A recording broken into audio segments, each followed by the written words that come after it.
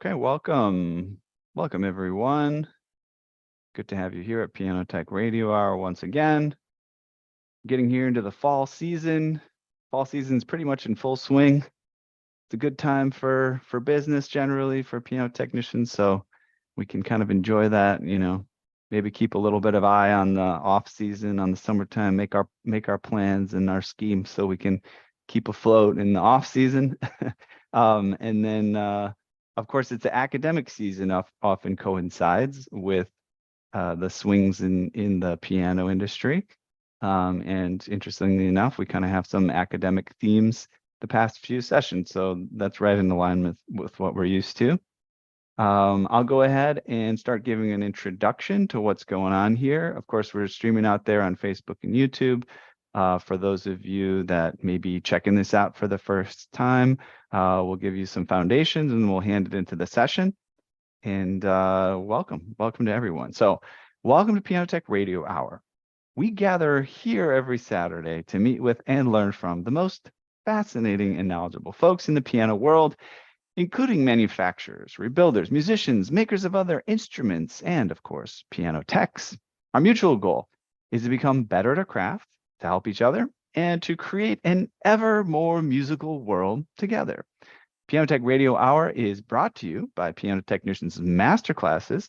That's an online learning resource that brings you cutting-edge instruction from piano industry masters without leaving your home. You can find out more at pianotechniciansmasterclass.com. And if you'd like to keep up with this program, Piano Tech Radio Hour, you can attend every live session easily and support the future growth of this fine production. You could subscribe at bit.ly/join-PTRH. That's bit.ly/join-PTRH. And we're always coming every Saturday with some new content. We've got a library where we keep track of all that. And for the master classes, we're focusing on some damper and pedal and trap and back action work as of late with Joe Jackson out there in St. Louis. So keep an eye out for our latest content for our master classes. I'll now give an introduction to Hannah Ryman. I'll give a brief introduction as she's joined us several times. You can kind of look back on sessions to find out more about her and her passion. I'll give some basic facts. She's an excellent pianist, a singer. She also does things in film and entertainment as well. And in addition to what we focus on here, we focus on the stretto piano movement, the movement on sort of narrow keyed pianos that facilitate and accommodate playing and practice for people with smaller than average hands. I don't know, even if maybe they are average hands, if we come and talk about the sort of discrepancies in what's available and what's actually out there. But in addition to that, she's, a big fan and an acolyte of Joni Mitchell. She's done some wonderful music in that domain, and a very talented individual. All right, I'm going to hand it over to you, Hannah, and then you're going to hand it over to our main host for the day. But yeah, give us a situation on what's going on with you and Stretto these days. Thank you, Ethan. So happy to be here and super excited that Carol is with us here. Dr. Carol Leone and her esteemed colleagues from all over the country and one from Germany today. So I'll go as rapidly as I can. There's a lot happening in the Stretto Piano Concerts community. We started as the International Stretto Piano Festival in 2021, and we're in our 4th year. We're planning a wonderful event. The next festival will be May 25th to June 2nd, 2024. Right now, I am in this wonderful recording studio in Greenpoint, Brooklyn. This is my piano that has the reduced width keys for my little hands and everybody else's little hands. I will be making a record. I've been coming and practicing every day for as many consecutive days as I can for weeks. And I'm going to finish this recording in early November, and I am inviting anyone who would like to come and make a record in this studio and play on a 5.9 octave inch keyboard. Please come and try the piano if you're in New York. If you'd like details about how to make a recording here. I will give you information. Andy Tomasi might stick his head in. He is the owner of this studio. There's a lot of space, and we already have 4 or 5 other artists lined up to start recording here in December. We are going to have a Rachmaninoff event, and that, in short, is really not only about Rachmaninoff, but his friends and his contemporaries, any music that was written from when he was alive, 1876 until 1943. It will be an online event of live streamed and recorded concerts, approximately February 17th to 29th, 2024. Please write to us at strettopianoconcerts.org if you'd like to participate. I spoke with our advisor, David Amram, last night. He was born during those years, so he can be part of that event. And if any one of the professors would like a free copy of his Sonata for Piano, the only condition is that you actually have somebody who plays it or you play it yourself. I will send you a copy, and I will send you a recording of John Nakamatsu playing his piano concerto, which has similar kinds of jazz harmonies, similar type of pianistic writing. We want to promote David. He's turning 93 this November. He was the first resident composer ever at Lincoln Center with Leonard Bernstein, among many incredible things. And his biography is coming out this month too. So other than that, I just have 2 other short announcements. We would like to have as many live concerts as possible for the festival in May. We'd like to invite all the university professors, if you'd like to be presenters, if you have a small hall, a large hall, a stretto piano that has narrower keys, and you'd like to organize 1 or more events, we would be so honored if you would join us. We have people willing to do this with us in Stuttgart, in Australia, and believe it or not, I spoke with David Clavins last night, and he said he would do it in Latvia with us as well. So I have Ethan to thank for that. I met David Clavins because of the Piano Tech Radio Hour, and he is now working on the first prototype Clavins Stretto Unicorda piano. So I am so excited about this year and about all of you who are here with us today. I hope we can build our community, and I am indebted to Carol Leone, who is a prized pioneer who has done so much for the academic community and for these kind of pianos. So with no further ado, Carol, please take it from here. Thank you, Hannah. And thank you, Ethan, for hosting us again today. Hannah, there's so many exciting things happening, and I can barely keep up with all of your energy, everything that's going on with Stretto Piano Concerts. So just very, very eager for these new things to happen in 2024. So I'm coming today wearing several hats, actually. So I am professor and chair of piano studies at SMU Meadows School of the Arts. Also, I am an artistic advisor for the International Stretto Festival, Stretto Piano Concerts, which Hannah is the director. I'm a founding member of Pianists for Alternatively Sized Keyboards. That's hard to say.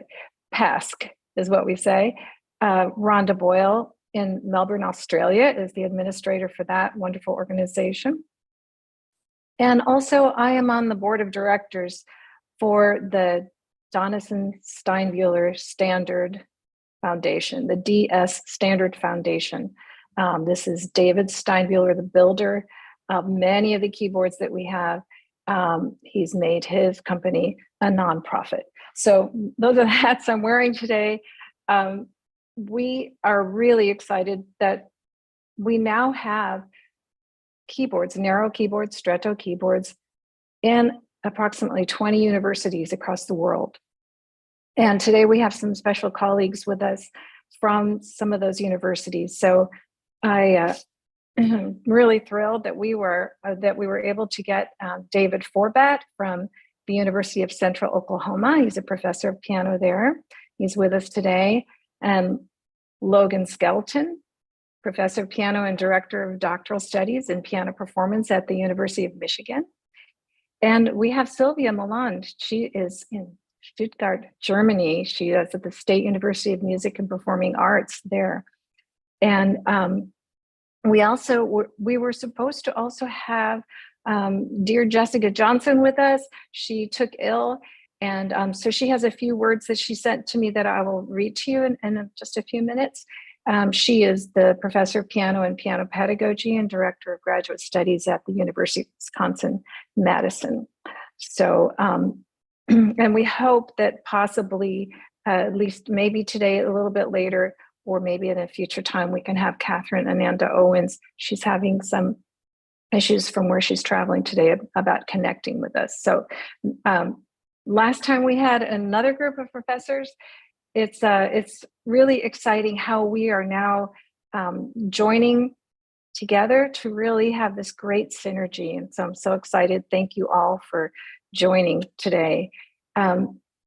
Each one of us is going to share how the keyboards are being used in our university, and our students' general experiences, our own personal experiences with the keyboard.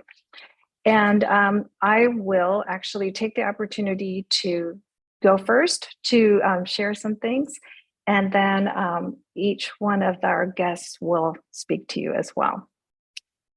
So at SMU, we've been doing this for 23 years. We got our first keyboard in the year 2000.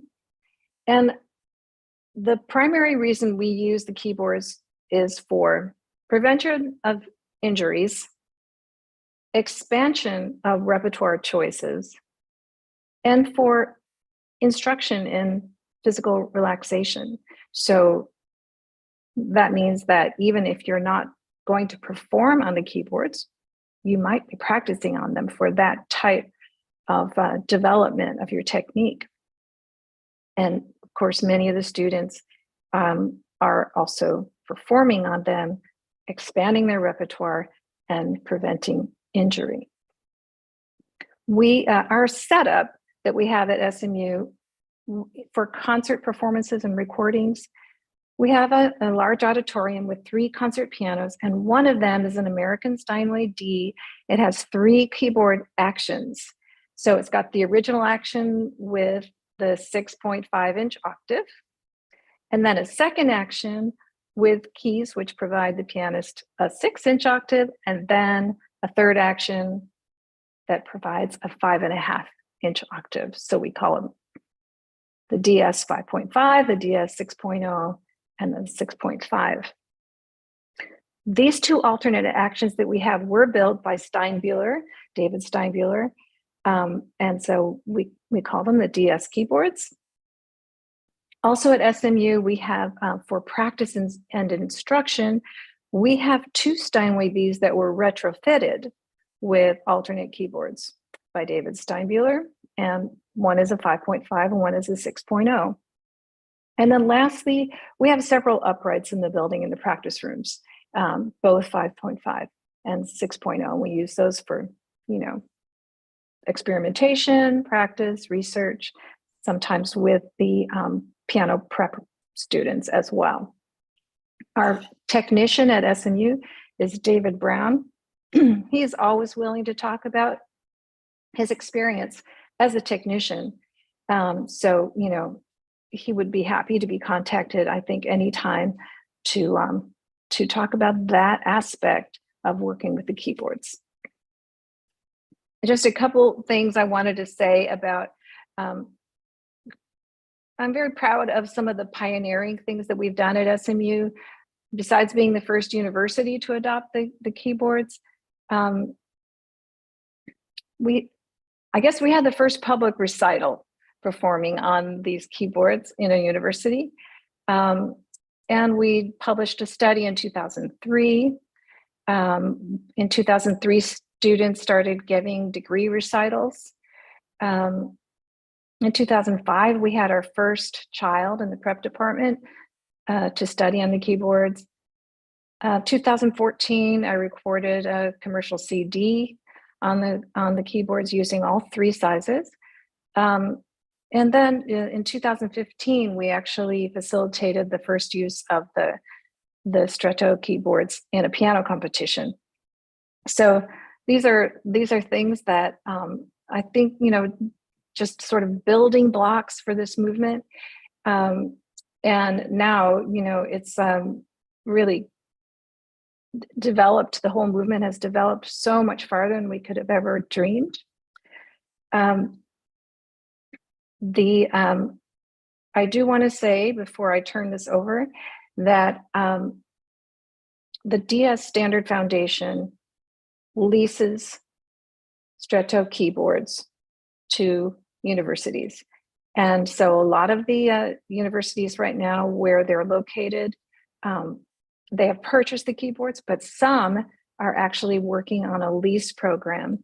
And so if any universities are interested in experimenting with the keyboard for the leases for a year, please contact me and we'll get you set up. So I do want to read to you now what Jess Johnson sent in.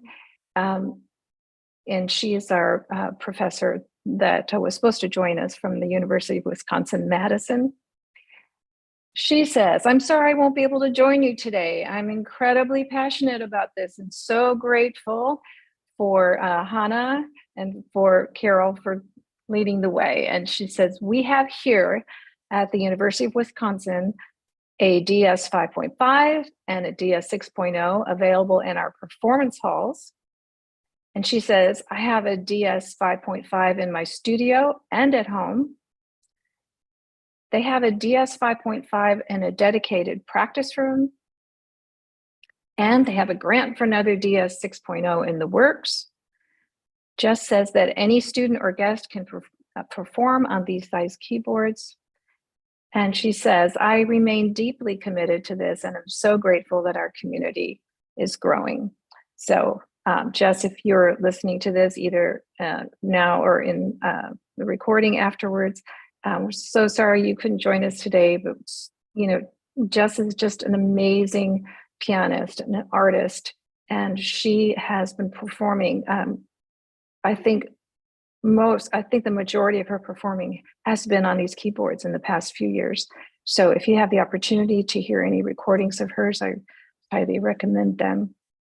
Okay, so now I would love to call on David Forbat, who he's had the keyboards at his school for quite a few years, and you have to remind me of the year, David, but tell us about you. We got to get him unmuted. I muted him earlier just to keep the echo down.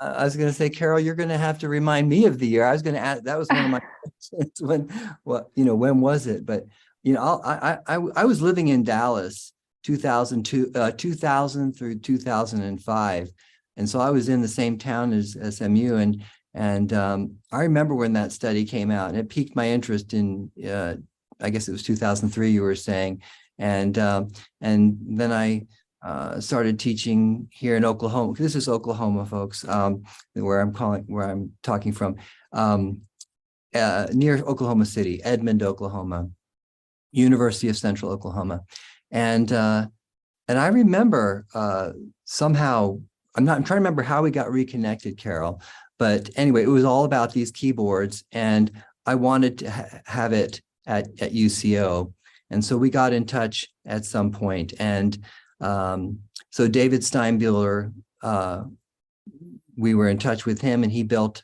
a DS 6.0 for us. Also, I think perhaps, I had my students take a field trip to your school. Mm-hmm. I brought, 10 or 15 students in a van, and we all came and just came around to your place and got the scope of the performance pianos plus the practice rooms, and kind of got it into our heads as to what we were talking about. And then David Steinbuehler measured one of our pianos and built us a 6.0. And some of those students that shortly followed played their master's recital completely and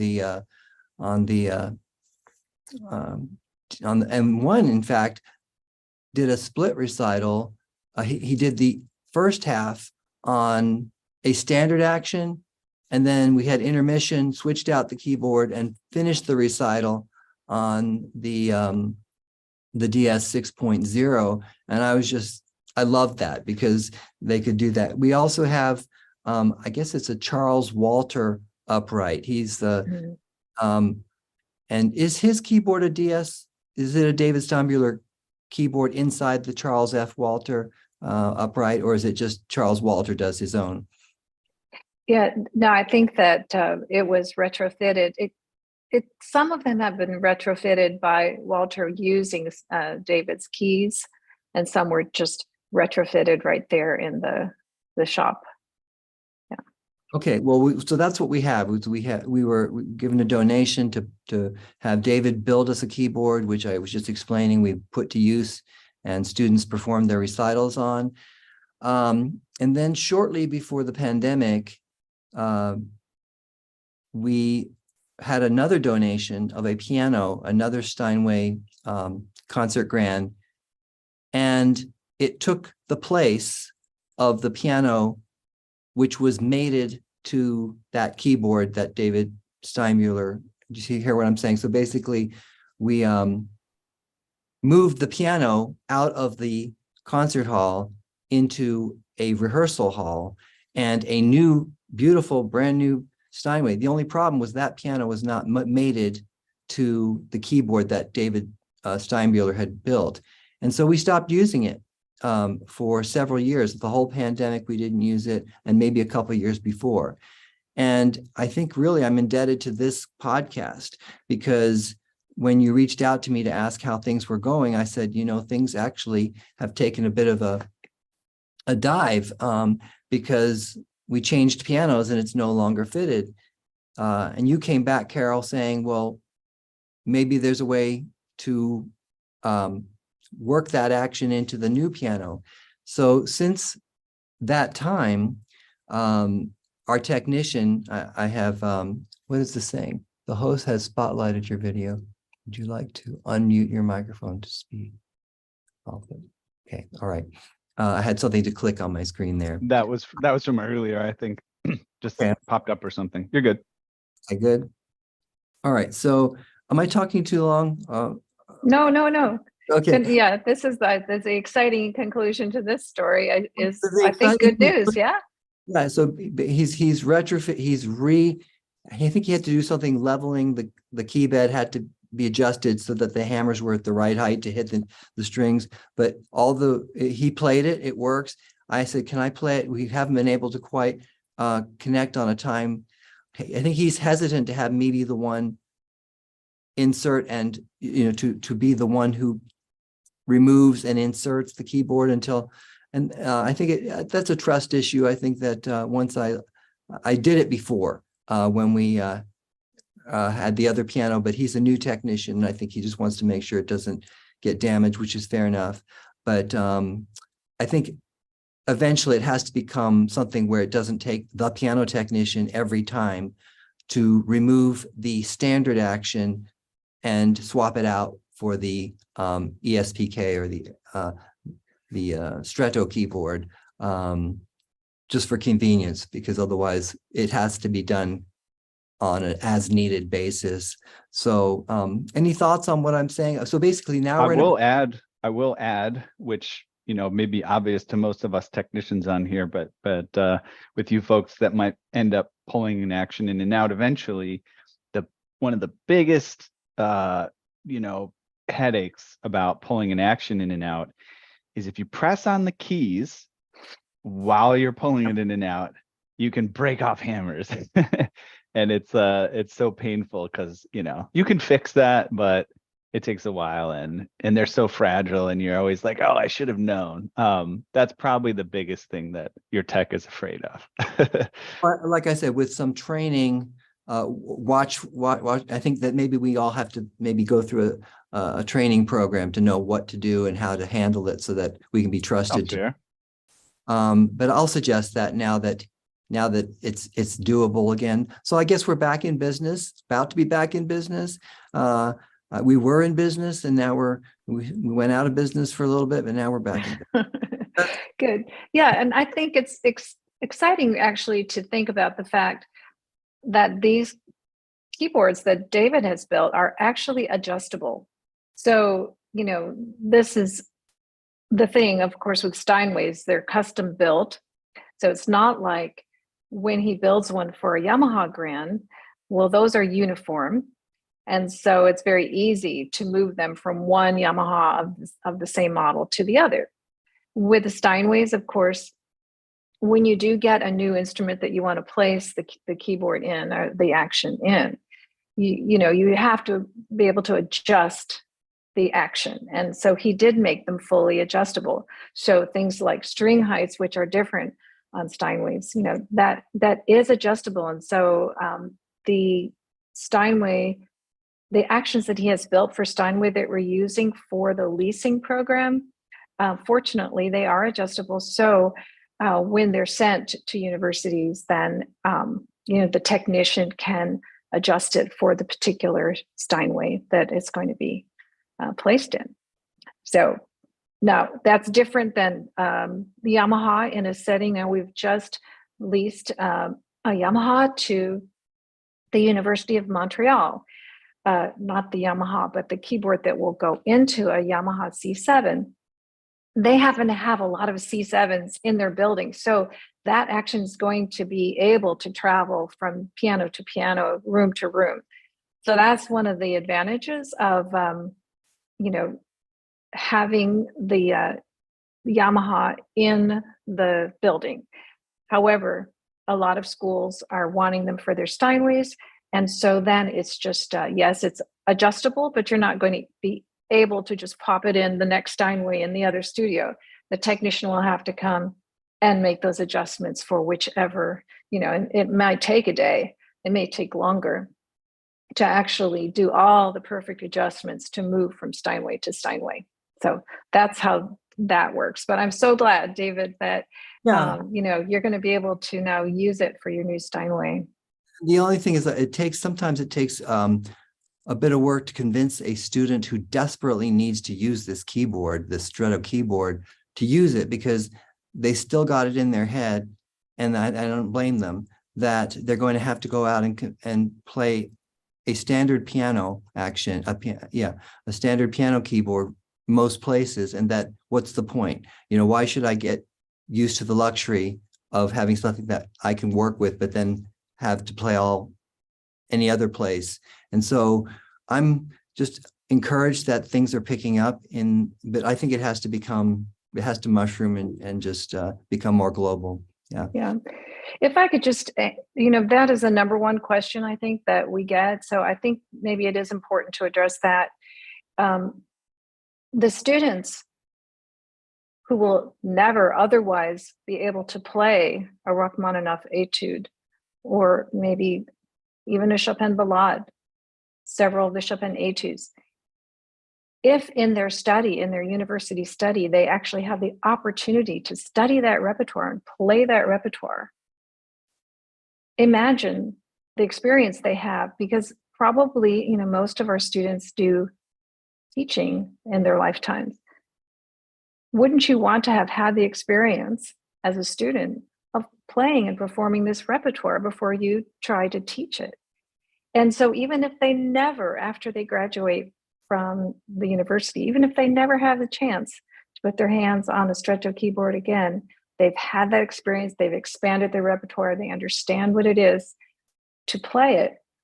And you don't even have to perform on it to get the benefits, because so many students are saying we're using the keyboard to teach us how to play with a more relaxed technique, how to take some of the tension out of our playing. And they feel that it's actually helping them, instructing them to play better on the standard keyboard. So hopefully those are at least two reasons that you can give to your students about benefits, even if they don't in the future. Although we're very optimistic because the keyboards are proliferating, Well, right? So we're Carol, optimistic. May I say something really quickly? Yes, of course. So, David, part of the reason that I have gone to the trouble of creating this really what is a marketing platform for Stretto pianos, and Stretto pianos are any kind of piano that has narrower keys. I mean, I'm basically devoting my life to we're doing it. We are creating a worldwide performance platform for everybody. You know, if I within the next few years, we'd like to have venues all over the globe where people can go and play concerts on pianos that fit their hands. And what I've learned from working with Carol and Rhonda Boyle, that this is the reality that we could put into place together if we're organized about it. So, you know, I'm really doing everything I can to raise enough money to have Stretto piano concerts to be a very viable business. I will stop teaching and just doing this so that, and we're doing it. We can see that in May, there are going to be places for everyone to play all over the world. And we'd love all of you to join us. So that's all I'll say. I don't want to take more time. Thank you. Thank you, Hannah. Okay. Thank you for those arguments, Carol, that you gave. I will use those for my students to say, I don't care what you just said. There are reasons for you to do this. You need to do this, and all for all those reasons. And thank you for all that you're doing, Hannah, to promote this. And thank you for letting me be on this podcast. I appreciate the time. Thank you, David. Okay, so shall we move to Michigan and speak with Logan Skelton? Hi, everybody. It's a pleasure to be here, and I've been aware of Carol and her work with these keyboards for some years now, and sent some students to the Dallas International Piano Competition where they played the instruments. At Michigan, we're new to this. We have two keyboards. One's a 5.5, one's a 6.0. And at this point, they're on lease and they're just in practice facility. We don't have any of them in the concert halls. And my work with these has been limited to overseeing a research project of a doctoral student. Jaren, you know Jaren Susahin, who's done her project called Exploring the Future of the Piano with Ergonomically Scaled Piano Keyboards, a study of student learning. And she threw herself into this and did a lot of work measuring hand sizes at the University of Michigan, all the pianists, and she compiled the data, and it basically, as you might expect, confirms a lot of what's already been done, but she wanted to see for herself here. And then she had a series of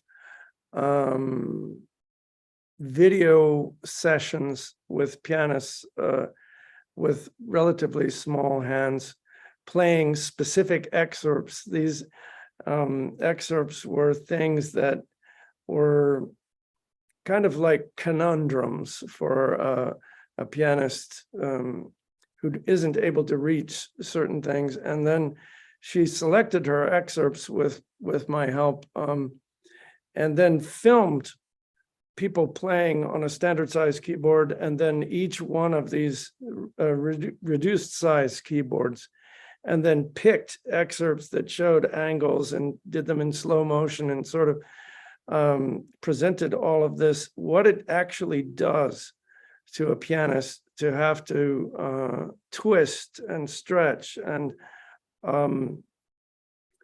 how it affects their technical development, and that she's a passionate advocate for the keyboards. And at this point, we're at the point where we're needing to explore grant monies to see if we can purchase these keyboards and keep them, and then perhaps expand it in the future. But it's going to be a matter of finding broad support to get the money. But I think I have some ideas with Jaren. We'll put our heads together and see what we can come up with. But I have a completely new thing, Carol. What And is that? it may be interesting to you and to other people. And I was just thinking about it as I was preparing for this broadcast. I just spent several days at MIT, and they Oh. have a nano immersion lab.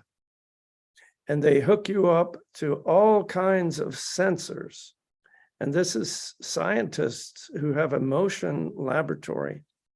And do you remember, I don't know if you remember, Mian Kim, she participated in the Dallas competition. Yes. She played her performance on the 6.0 keyboard, I Yeah. believe. And she never forgot it. But now she teaches on the piano faculty at MIT. Oh, And she has worked with the Nano Immersion Lab, and she got a Steinway Spirio and put it in the lab. And she and I went there for several days and got hooked up to, we looked like cyborgs, you know, all sorts of sensors and wires connected to us. And it will show you in great detail what's happening with your muscles and the electrical activity and even ultrasound. It will show you what your muscle tissues are doing, and they can play it back and time it to every moment in your performance. And we have a series of excerpts that we did, and we had a kind of student who came and tried different things. Now, this is a standard keyboard, but I think it's going to turn into a much bigger project, and that is the plan. And it occurred to me, wouldn't it be interesting to have these alternately sized keyboards in that lab and show, in terms of the electrical activity and muscles kind of straining or not, and exactly how long and to what extent they're it's easier and more efficient on these keyboards. I wonder if there might be a way to incorporate the alternate sized keyboards into that research project. absolutely. Yes. I mean, would love to talk to Mian and talk about leasing, a keyboard for research. And it could even be, it could be an upright for that type of environment.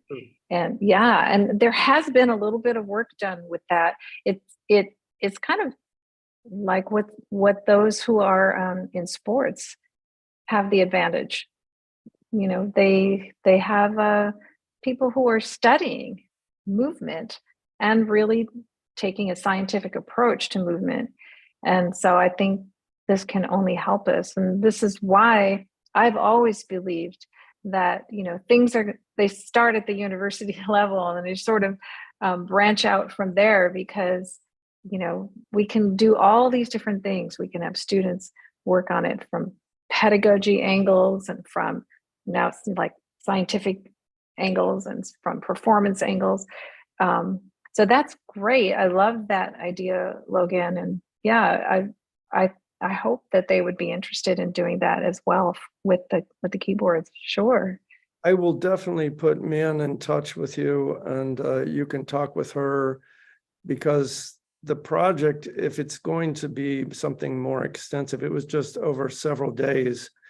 But apparently, these movement scientists and researchers at this particular moment are interested in studying pianists. I think it's because of fine motor activity. Yes. And there's really nothing better in a way, according to them, than to observe pianists in great detail. I know there have been some studies with electrical activity, but it's called a nano lab for a reason, because it's an incredible microscopic look at what's happening. And I would think that if you could make use of this data that you would probably find a lot of support for the things that you already are saying and thinking and know, but it would just be a mountain of data that might support. And I might mention the other thing Jaren and I have done, but and she's been great about it, is we have taken pieces that she's wanted to play desperately for years and years and years, and hasn't really been able to. She made an entire lecture recital out of just nothing but Rachmaninoff. And in that, she had to play a standard size keyboard, but it was a tremendous amount of time and energy spent in refingering and hand arrangements. And it was like an endless series of puzzles to do it. So she's been approaching the issue of pianists with smaller hands playing all of this repertoire from two sides. One is the smaller keyboards, and the other is what do you do on a standard keyboard? You have to creatively rewrite things and hand arrange things. And I think if you do both things, one argument for that approach is you become, you form habits that are very good and healthy in movement. And both of those seemed to help Jaren simultaneously. And I'm happy to say she performed wonderfully Saint-Saëns G minor concerto with the Ann Arbor Symphony. Oh, fantastic. There was a level of fluency to her performance that seemed remarkable. And I think it's partly a result of her work during this past year on those two avenues. Yes. And when that's a testament to your guidance too, Logan, and how flexible you are as a professor and creative as well, and your open-mindedness to the idea of a different technology as well. So thank you. Okay, so we are going to go to Germany now, to Sylvia, who's such a fantastic pianist. I love your playing so much, Sylvia. Tell us about your school that you're at and the work that you're doing and involved in. Yes, I'm really honored and happy to be here, part of this connection with you. Thank you. I have to say that hearing you talk about this pianos spread around universities for people to practice, to record, to teach, I can only dream of the day when it's like that here too in Germany. And it's walking forward. I think it's on the way. I teach actually in some different places. I teach in Regensburg at the University for Piano Pedagogy and Piano Pedagogy for Music Pedagogy and Church Music for non-major pianists, and the School of Music at my city close to Stuttgart. It's called Esslingen, and at the University for Music and Performing Arts in Stuttgart as a lecturer for it's a matter. It's called Coaching Series 6.0. And I teach on serious pianists, major, non-majors, organists, historical piano players, historical instrument players, and we work directly on serious and focused on healthy play and as prevention and hearing what you told about the experience of the students, taking the positive things and the facilities and the easiness to play, and at this narrow keys, going back to the 6.5, we are experiencing this too here, and it's so satisfying, so important, mainly because we don't have more than one till now for students to practice and to experience. And Sylvia, would you tell us just a little bit more about the Sirius piano, because it's not a Steinwiller built keyboard? yes, of course. Sirius, it was named by Ulrike Wohlwender, who spoke last time, and the head of the Future Initiative, Sirius 6.0. And this piano arrived at the university in 2020, together with pandemic, actually. And I just initiated my studies, my master's studies in piano pedagogy 3 months after Sirius arrival, and till there I have never heard about narrow keys. It was completely new for me, and it was a no go not to be part of it, because it was so, oh my God, it's so amazing and it's so important.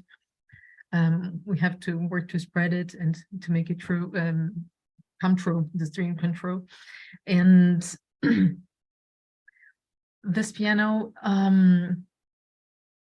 is a baby grand Yamaha, and it's in a room for practice and for teach.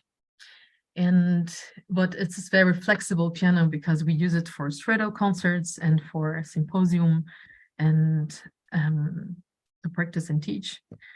And we are trying as much as we can to get students to try it and to practice there. And with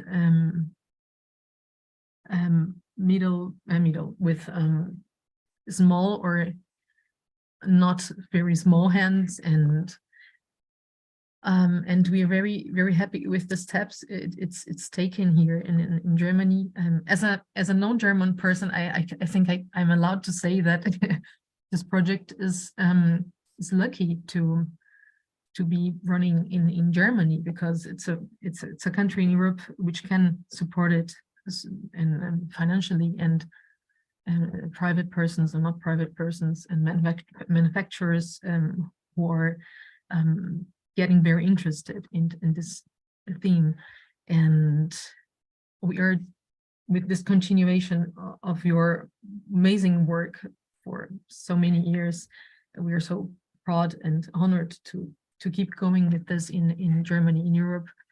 And these steps forward are bringing us to interchangeable keyboard 6.0 manufactured by Steiner & Sons in Hamburg, and it's arriving at the university next year, beginning of next year. And we're very happy that there will be a tiny D with interchangeable keyboard on stage, and the students who have already played and who are practicing in these pianos, they are wishing, as I'm wishing, as Ulrika is wishing, to have a really good instrument where you can profit from the possibilities to make music as better as we can, and as relaxed as we can, and playing more repertoire.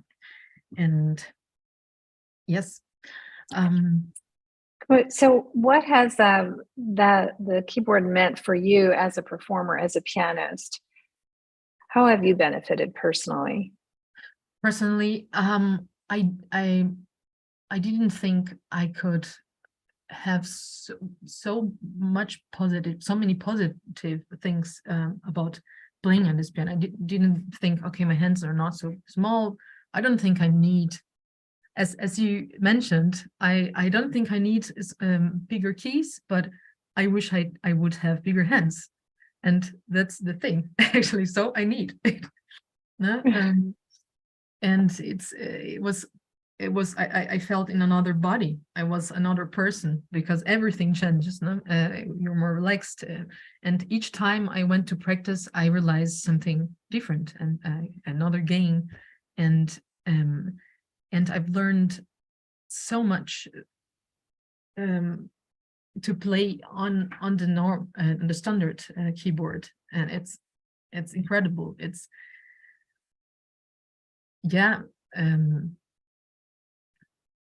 It's amazing. I wish I could have this at home, and let's see when it will be possible. Yes, And good. Yes, I think that, we're realizing that the ability to be flexible is a huge part of having technique and of becoming better at our craft.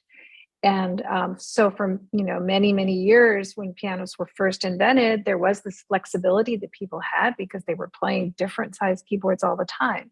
And then once we standardized at the end, of the 19th century, then we no longer realize as a pianist population that we actually have the ability to be quite flexible. So now we have the opportunity again to make these experiments and realize that if you have the ability to go from piano to piano, size to size, we already have the ability, of course, to adjust to different touches, different sounds, different acoustics. This is, another step toward that, to becoming actually better pianists, whether or not, a pianist wants to play on smaller keyboards for their career. It's still, really important for them to learn this flexibility. Yeah. So I realize it's getting a bit late. So Ethan, Hannah, did you want to? Are there any questions you wanted to post for anyone, or does anyone else want to make some comments at this point? We could bring Hannah on real quick. And yeah, Sylvia, what do you got? I would like actually to finish with just inviting you to follow the Insta profile of Series 6.0, because we are starting the crowdfunding for the interchangeable keyboard. And yes, that's it. And thank you. Do you want to put something in the chat, Sylvia, about that? I can do it. I can do it. Thanks. Good. Excellent. Let's see here what's in the chat already here, just to see if there's anything interesting. Logan had said, has anyone ever made larger keyboards? One purpose might be so that pianists with large hands could experience for themselves what smaller handed pianists experience the time playing on standard sized keyboards. It also might be interesting to study this on the MIT Nano Lab. Yes. David Steinbuehler has made a Goliath keyboard. He calls them the Goliath keyboard, and we actually have made some 3D, plastic keyboards just so that people with larger hands can actually at least put their hands on the models to kind of feel like, oh, that's what an octave feels like. But I love that idea of actually using a Goliath keyboard to study, like in the Nano Lab. That would be revealing, wouldn't it? I think it would be helpful also for teachers who work with pianists. Maybe they themselves have very large hands. It would help them understand what are the issues actually. I know when my wife was pregnant, I used to make fun of her getting up and down out of a chair until they made me in this birthing class wear an empathy belt. And then I had me stand up and down, and I shut my mouth. Oh, I love that. Maybe instead of a Goliath keyboard, it's the empathy keyboard. Something like that. Well, Can I add to this too? So part of the reason that we decided to have the Rachmaninoff event is because, as I mentioned in the last professor's podcast, Rachmaninoff was 6'6" and he could reach from a C to an A, nearly 2 octaves. And his piano writing is uncomfortable for a lot of people who have large hands. His music isn't played as widely as Chopin's or Beethoven's or Bach's or Mozart. And I noticed after our live concerts in New York that, people who weren't interested in Stretto pianos would come up to my piano and say, I just want to try the Rachmaninoff.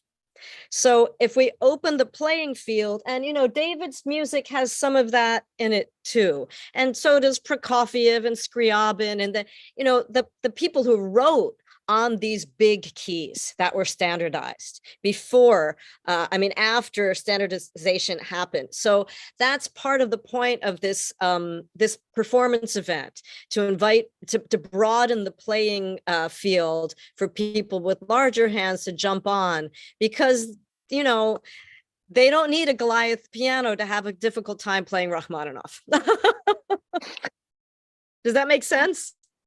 That's so true. Yes. I'm curious, Logan, since you're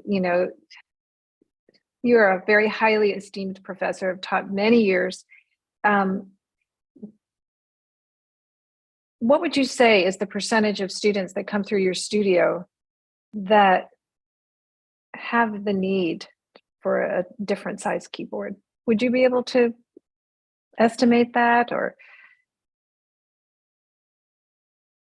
I don't know if I would say need, but they would benefit from it. And it would be very valuable to use. 50% maybe. Mm-hmm. And Yeah. it's a much higher percentage of women. Right, of course.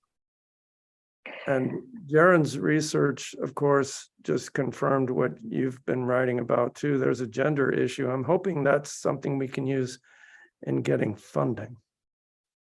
Right. So yes, the idea of inclusivity, it's big in universities right now. So in terms of grant writing, we can always use this argument, and also technology. So there are technology grants and also money set aside for inclusiveness. So thank you for bringing that up, the whole idea of gender. Yeah, I'll piggyback. We'll sign off here in a few minutes. We'll start wrapping up, but I'll piggyback on what Logan said earlier.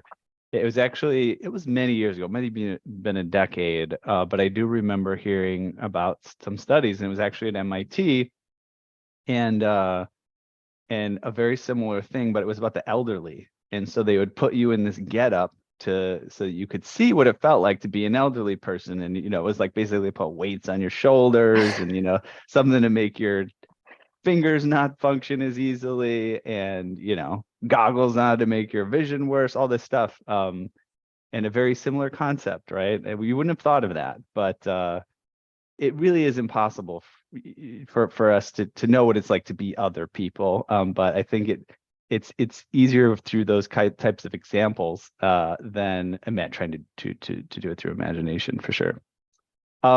So let's wrap this one down. I think maybe we could just let everybody who's spoken today remain here as we are. But Carol or Hannah, if you'd like to say kind of your final words, and then I'll wrap up the session, and then we'll see everybody next time. Who should I hand it over to? Carol, Hannah, who'd like to take the reins for a moment? I'll just say thank you so much, all of you, for being here. It makes such a big difference for us to all be speaking like this, face to face, kind of. And Carol, please add any extra comments you have. I'm just so grateful that we have a forum where we can actually get together, because, sometimes we can feel all alone with our, our projects. And when we can get together and discuss things, it's very, very exciting and energizing. And so I hope we can do this more often, for sure. Thank you, Ethan, for providing that forum for us. Thank Excellent. you, Ethan. Thank you so much. Thank you. Sure, happy to have you guys. Glad there's some Thank you. synergy here.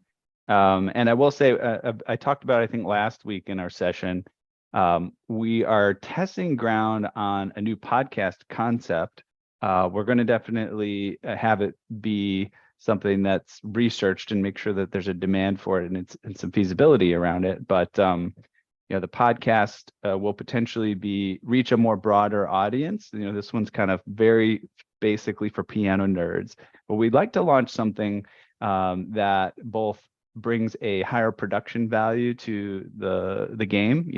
Maybe some sound design in the ultimate production of the podcast and some scripting and so forth, and be able to cover things like bringing on celebrity musicians who share their passion for acoustic pianos, right? People may know about these musicians that they're great, but they may not know that they have an acoustic piano and enjoy it and appreciate it for different reasons than an electric piano, as well as take some time to explore some interesting aspects of the piano from a narrative type of angle. If you think about some of these popular science podcasts where they can talk about some very obscure science concept, but really make an engaging story around it for the average listener.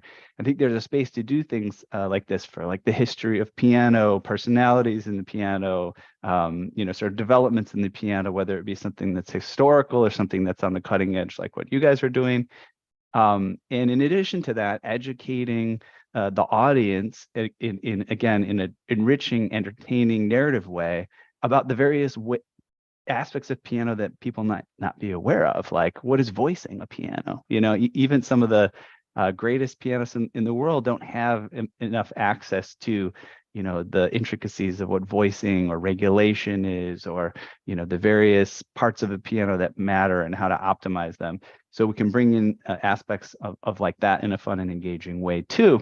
So anyways, I see episodes around concepts like Stretto and what you guys are doing, as well as other technological developments fitting in here. So I just want to put that on everybody's radar and get all your feedback on how that should evolve. We're going to be testing the concept throughout the coming months. All right, I will say before we wrap up here, I will just say we have reached the end of another musical journey here at Piano Tech Radio Hour. We thank everyone here for joining as a panelist, as a guest, as always, and as always the audience. We're brought to you by Piano Technicians Masterclasses, cutting edge instruction from piano industry masters without leaving your home. For those of you that joined us today by signing up for this session individually, you can make your life more convenient. You could subscribe to Piano Tech Radio Hour at just $16 a month. You get the recording of today's session in our member area, as well as automatic registration for each week's new session. Sign up at bit.ly/joinptrh. That's bit.ly/joinptrh. Okay, we'll see you all next time. We'll see you all next week. Thanks for being here. See you later. Bye. Thank you. Bye.